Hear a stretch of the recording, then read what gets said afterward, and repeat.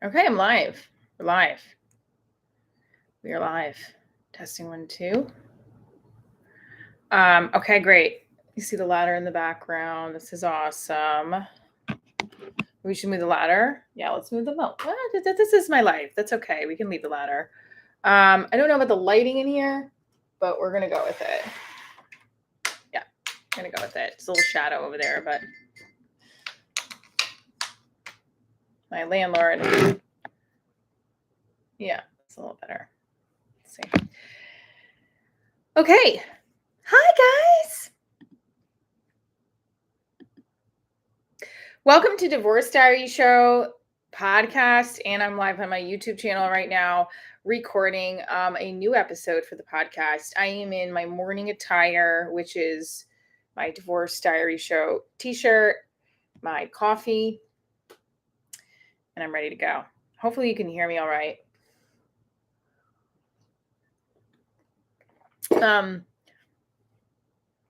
Recently, I think this is better if I do it this way, right? You can see me a little bit better. Yeah, that's a little bit better. We're going to turn the light off. So I'm doing it from my room right now, which is my room is in construction zone. Such is life, right? We're in construction zone our whole lives. So I recently, in the last 2 weeks, had relations with an ex, and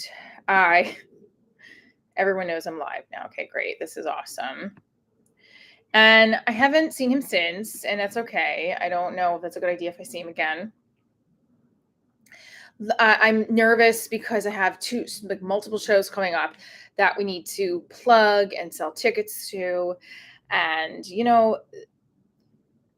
it's hard to do all those things and juggle a relationship that doesn't really exist. This guy was kind of like a blast from the past. And that was a blast. He is definitely a blast from the past. No one's coming on. Well, that's a bummer. We'll see.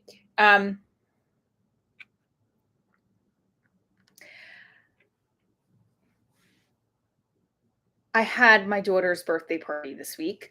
And as a single mom, you have to be ready for anything and also have this patience. And I don't sometimes have patience with things, especially when you're budgeting for every single nook and cranny. So I had her birthday party all paid for.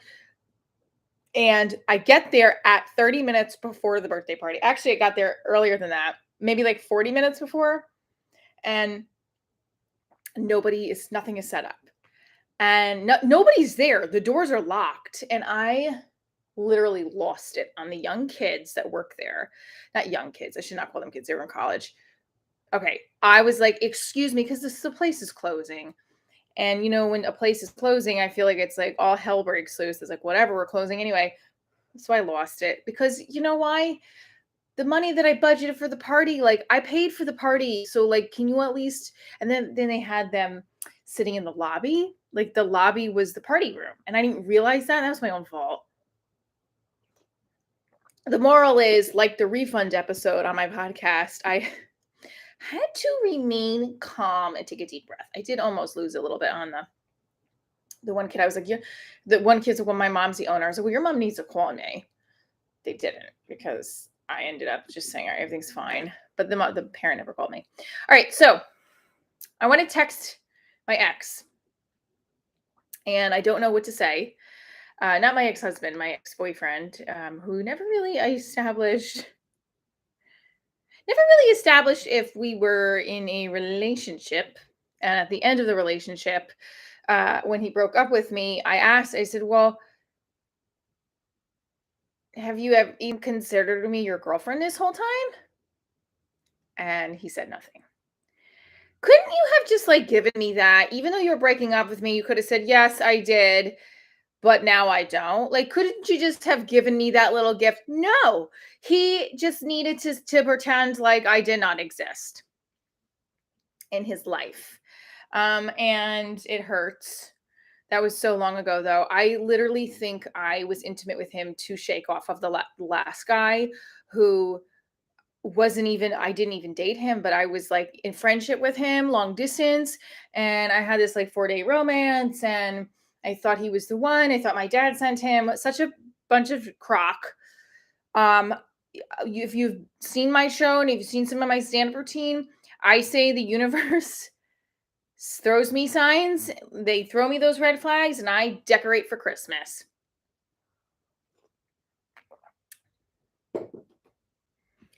And last night I was talking with a dating coach, and he was like, "Well, did he tell you up front that he just wanted to be friends?" And I was like, "Well, yeah, but I felt like he felt differently." He's like, "But he told you up front he wanted to be friends." Yeah, but I felt differently. Just because they say something doesn't mean they're feeling something different. Denial, denial, denial. So, with that said, I slept with an ex, and then I proceeded to pretend like I didn't still have feelings for this guy. Well, I don't know if I have feelings for him. I don't know if it's just residual from 6 years ago because I looked up how long it had been. And I looked it up and it said 2017 was our last, like, I think I last saw him. And then I saw him recently. So that was 6 years ago. No. That was 5 years ago. That was 5 years. And you know, when you reread some of the things that you write and you're like, oh, I sound like such a fool. Do you guys want me to read some of it? Nobody's here, so why not?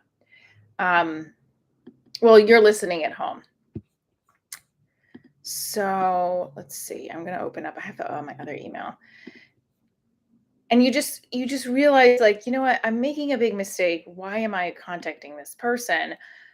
But I honestly still feel like there's an emotional connection there. I think I'm just an idiot. Oh, I wrote, this was December 27th, 2017. Oh God, what is that? I wrote, Merry Christmas. Hope you had a good Christmas. I've texted you over the last week. Haven't heard back. Hope you're okay. Just wanted to catch up. I know we tried to get together. It didn't work, but would like to hear back from you or see you. Had gotten something for you a while back for the sergeant test. Wanted to give to you. Let me know. Smiley face. Oh my God, what is wrong with me? He didn't answer that. I mean, we stayed in touch. That was like years ago. I don't know why he didn't answer the email, but I'm looking at other emails. This was back in, okay, so we first started dating in 2016. Um, and he had forwarded me something. That's when okay, but we first started dating. So technically we started, the first night we met was 2 nights before Christmas Eve, 2015, which was 7 years ago. He was the first guy after my divorce I really fell for. And you know, I don't know why I dipped my toe back in that, but all right, here we go. So that was in 2016. Okay. Okay, then 2017 is when we didn't talk. This is when my daughter started kindergarten. Okay, so so a whole big thing happened, and I had said to him, I have a flag for him. I used to give him flags. I'm such an idiot because he served in the army and he's a cop, and I used to give him flags, like, and I used to pretend like my uncle would give it to me, but I would just go and buy them for him. How pathetic is that? It's not pathetic. I just really have feelings for the guy, but I'm such a dork. So I wrote, let me know if you want the flag. I can mail it. He wrote, however you'd like to get it to me is Fibry. Oh, fine. So of course I drove it to him. You can text me if you want. I can drop it off on Sunday when I pick up my daughter from her dad's or another time. And then what did you write?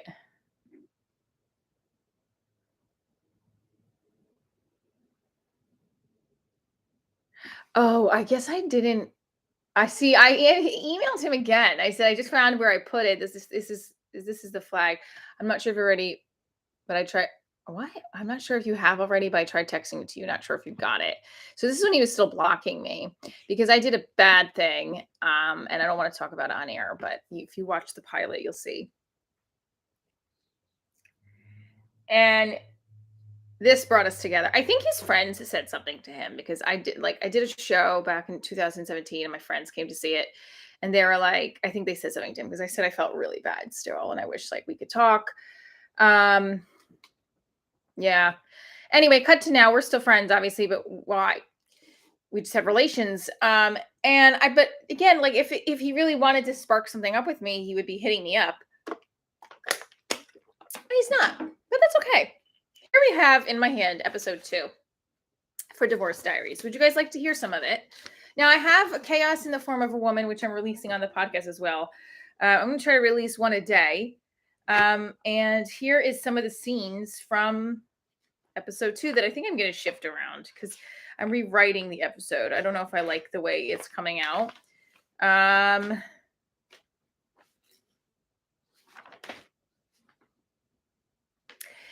Okay, so Michelle's school morning.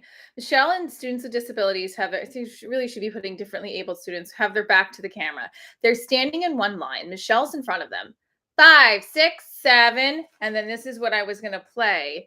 But see, you have to get the rights for it if you're going to be doing this on camera. Okay, wait, hold on. I'm going to go to my sounds on TikTok.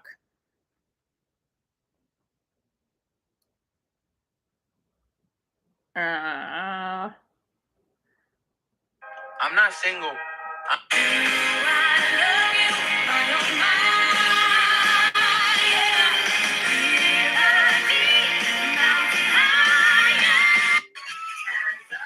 All right. This is the song that would play while the students are dancing with me.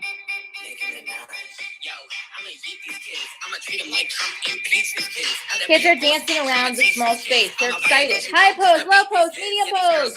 Students are allowed but engaged. Michelle bumps into a ladder. Ladder falls.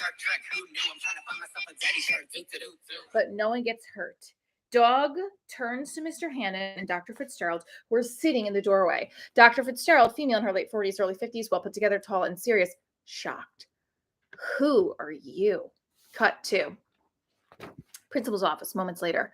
Blinds are halfway down. Doug films from outside. Our school is not a reality show, Miss Trainer. It's Traina, but it's actually a comedy show. And what's so funny about our students? I didn't mean it like that at all. The goal of filming is meant to help people through going through divorce, through humor and bad classroom management.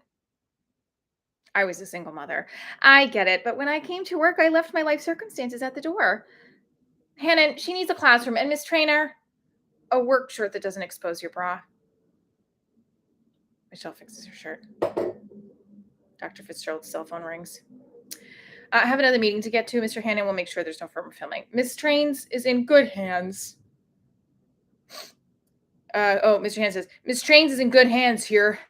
When will you be joining us again? Dr. Fitzgerald puts her phone to the side. I'll come back to assess how we progress, Mr. Hannon. Dr. Fitzgerald exits. Doug moves behind door. Michelle starts to cry. Mr. Hannon says now, if you need a few minutes, the bathroom may be a better spot. Mr. Hannon takes out a napkin and places on desk. So now that's the way I started episode 2 in my version that I wrote a couple months ago. This is how I'm starting the new version. Hey, STD. I have STD here, guys, on my YouTube live. Square Table Degenerates, what's going on? Gotta love that name. And gotta hope I don't have one STD from, no, I'm joking, I don't. But like, I always have paranoia, anxiety about that. All right, so this is the newer, this is the opening of the rewrite of episode 2. Let me know what you think. Okay, hold on. Interior, Michelle's bedroom night. She's sitting on, warp speed montage of Michelle rushing with Grace, Doug, and her running with the camera crew, driving, parking, running into her classroom, then the camera goes to regular time. We hear a hip-hop rendition of Baby Shark playing from behind Michelle. TikTok-like montage of close-ups, mid-shots, and wide shots. Everyone's engaged and excited. Even the para Deborah is in on the dance. We see Chris walk by, and he stops and smiles. As they keep dancing, one of the students uses the mop and bucket as a microphone. At the same time, Mr. Hannon is walking by with Dr. Dr. Hernandez. Okay, he's a different name, I guess. Mr. Hannon, we're dedicated to ensuring all of our students are safe. We're dedicated to ensuring all of our students' safety. Cut to a shot of one of the students bumping into a nearby ladder. Michelle catches it, but her cart gets tipped over. Chaos ensues. We see a close up of Dr. Hernandez's face. She's not happy. Cut to so you guys heard the office scene with, I guess I used two different names. I'm not sure which name I'm gonna land on. And this is now the interior of Mr. Hannon's office. I'll say Dr. Fitzgerald. So making a TikTok is your idea of a lesson. I wasn't making a TikTok, but if we can do that, that would be great. I'm teaching them about spatial awareness. Why doesn't she have a classroom? Well, she is pushing because of testing. Everyone has a classroom but me. You're a specials teacher. Most specials teachers are pushing. Push into a classroom, not a hallway. And no more filming. But this is part of my job. Are you a comedian or a teacher? Both. What do you make an income from? Well, this is a school. And if you like to keep teaching here, please leave your drama at the door. Okay, so that's the other scene. I don't know. I feel like this one's a little bit stronger than the other one that I wrote. Sorry, I missed. Okay. So thank you. You like that, right? Okay. So I'm gonna go back to finish writing it. Thanks for tuning in today. Do you guys think I should text him? I feel like I should text him. I don't think I should text him at all. He does not deserve it.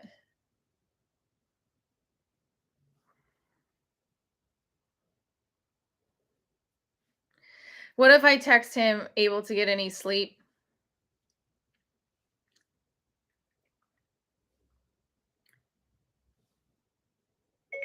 Have you been able to get any sleep?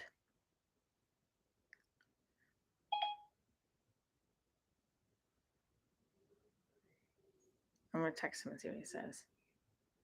That's so stupid. I shouldn't do that. Because I need some loving. No, I'm kidding. Oh, that's so stupid. I shouldn't do that. All right. Hey, text you. Thank you for so I'm gonna see what I haven't done a live on my YouTube channel in a long time, and I wanted to do it while I was also recording the podcast. I am also going to be recording more episodes of the podcast today that will be released daily. Damn it! I thought that was him texting back. He did not text back. This was Ed Milet. Ed Milet wrote, "We flipped the script this week.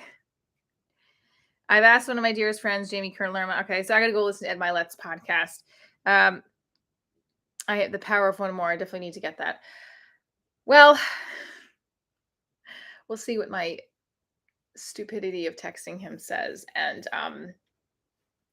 I don't know. You know when you close a door and it should remain closed? Well, I tend to pry it open with a freaking what is one of, I don't even know what I pry it open with. I pry it open with my bare hands and my teeth. And if I have nothing else to, if I didn't have teeth or hands to pry it open with, I would use my toes and my hair. That's not a good idea. I shouldn't do that. Okay. All right.